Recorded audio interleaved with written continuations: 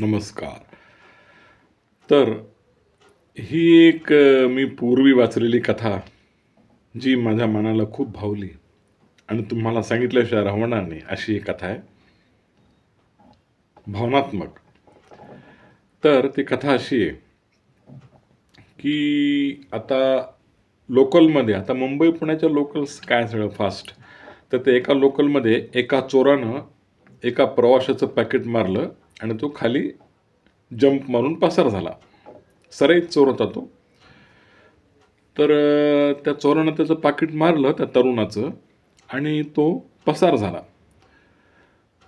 आता आता इकडे त्या तरुणाला काही पत्ता नाही पाकीट मारल्याचा. तो आपलं विचारात.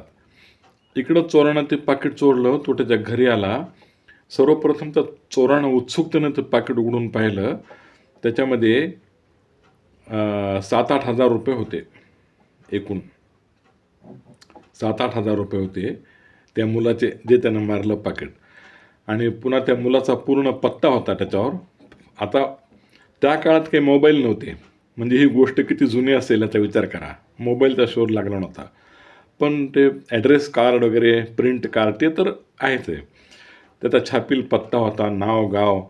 त्या चोरानं ते पैसे मोडले, पाकिटाचं ते त्याचा तो ॲड्रेस पाहिला आणि त्याला एक पत्र सापडलं, कागदावर लिहिलेलं. त्या मुलानं आपल्या आईवडिलांना पत्र लिहिलं होतं हे. त्या चोरानं उत्सुकतेनं ते पत्र वाचलं. तर ते पत्र असं लिहिलं होतं त्या मुलानं आपल्या आईवडिलांना, की आई, बाबा, साष्टांग नमस्कार. माझा पहिला पगार मी तुम्हाला देत आहे. आपण खूप गरिबीतून दिवस काढले. तुम्ही मला लहानपणापासून घडवलं. माझ्यासाठी खूप कष्ट केले. आई, बाबा, मी तुमचा एकुलता एक मुलगा आणि ही नोकरी मला लागली. माझा पहिला पगार मी तुम्हाला अर्पण करीत आहे. इथे मी कुशल आहे. माझे मित्र आहेत. काळजी करू नका. पण मी आता अशीच नोकरी कायम टिकवणार आणि तुम्हा दोघांनाही मी आता शेवट पण सुखात ठेवणार. मला थोडं घराची एखादी खोली मिळाली, की मी तुम्हा दोघांनाही इकडंच घेऊन येतो. ह्या ठिकाणी मला तुमचा आधार, तुम्हाला पुत्रप्रेम, मला तुमचा आदर वगैरे आहे सगळं. आपण खूप भोगलं आई बाबा दुःख. मला तुम्ही तळातळाच्या फोडासारखं जपलं. मी तुमच्या मी तुमच्या ऋणातून कधीच म्हणजे उतराई होऊ शकत नाही. इतके ऋण आहेत तुमचे. किती केलं तरी आई बाबा आहेत. माझा पहिला पगार फुल न फुलाची पाकळी म्हणून मी तुम्हाला अर्पण करीत आहे. आता माझ्याकडची काळजी करू नका. मी महिना कसाही काढेल. त्याला काय, आता नोकरी लागली चांगली आणि पुढच्या महिन्यात मी तुम्हाला घेऊन येण्यासाठी येत आहे. तुम्ही तयार राहा.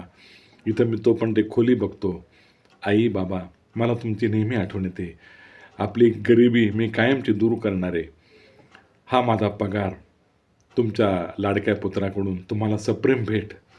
हे घ्या आई, बाबा, असं म्हणून त्या तरुणानं स्वतःचं नाव लिहिलं, सही केलेली होती त्याची. आणि त्या पाकिटावर त्यानं पाहिलं, चोरानं वाचलं, ते त्याच्या घरचा पत्ता आईवडिलाचा आणि इकडं त्या तरुणाचा पत्ता. तर तो त्या चोराला एकदम त्याचं हृदय परिवर्तन झालं त्या चोराचं. अरे रे! आपण एका गरीब सालस तरुणाचं पाकीट मारलं. त्याला पश्चाताप होऊ लागला. त्याचं मन त्याला खाऊ लागलं. एखादं नंबर 2चे धंदे करणाऱ्या माणसाला लुटलं तर काही वाटत नाही. त्याला त्याची चाळही नसते.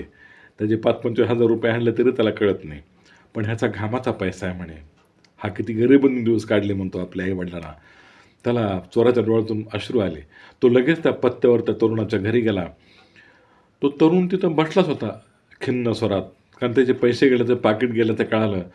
तर ह्या चोरानं त्याचं दार ठोठावलं आणि त्याला ओळखलं ह्या चोरानं. आता ह्याचे पाकीट मारलं ओळखलं.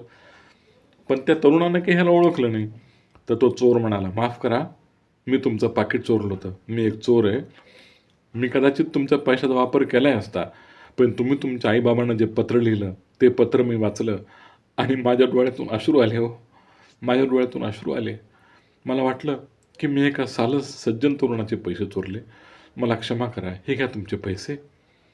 मी चलतो. मला क्षमा करा." तर त्या तरुणाच्या डोळ्यात अश्रू आले.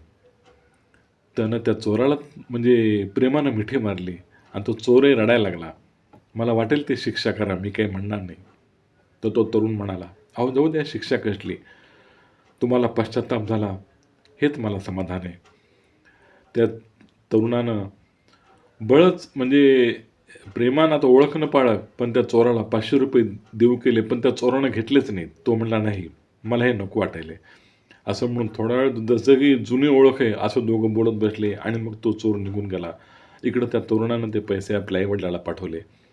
तर हे झालं सगळं जिकडे-तिकडे. सांगायचं काय, की कधी-कधी माणसाला काही प्रसंग असे घडतात, की त्याचं हृदय परिवर्तन होतं.